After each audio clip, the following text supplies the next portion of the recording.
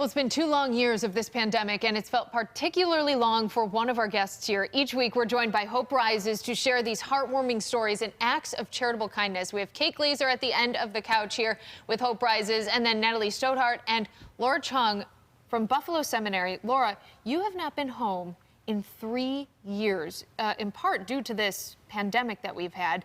And Buffalo Seminary, I've heard, has really come up and embraced you as a family here in Buffalo. Tell me, what the person next to you on this couch here has done for you and just the community in general. So Buffalo Seminary is like a very warm, great community for me. Awesome. And we usually have many activities, like for the residential student like me from all over the world. Like we have each houses, we do activities.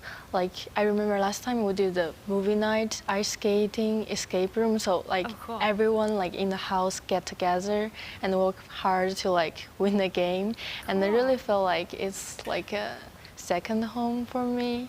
Awesome. And in the school, like teachers are really kind, offer us like the chance to like ask them questions, and like students are really like nice. And do they kind of act like, you have a mother, but do they act like your mother and siblings more so than maybe another school would, because you haven't been home in so long? Mm. Yes? Yeah. And you've kind of taken her under your wing a little bit here to explain that. Yeah. So I oversee the residential program. So certainly mothering Laura as best I can, asking her to clean her room and making sure, things like that, but making sure she really feels engaged and a part of our community. And she's formed some wonderful friendships over the past 3 years. And I think that's what's helped some of her homesickness in the beginning and helped her feel comfortable at her home away from home. It's beautiful to see. Yeah.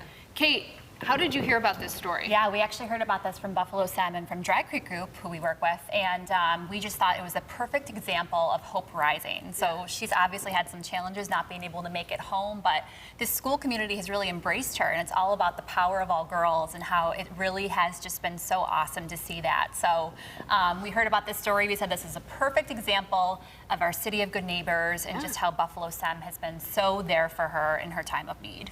Laura, why did you originally come to Buffalo? Because I heard that it's a girls' school and it's like a very warm community. Like my agent recommends some school, and I do the research and I find that Buffalo Seminary is like really nice, and I wanted to come here. Do you feel like you'll have these people in your life the rest of your life? Absolutely. Yeah.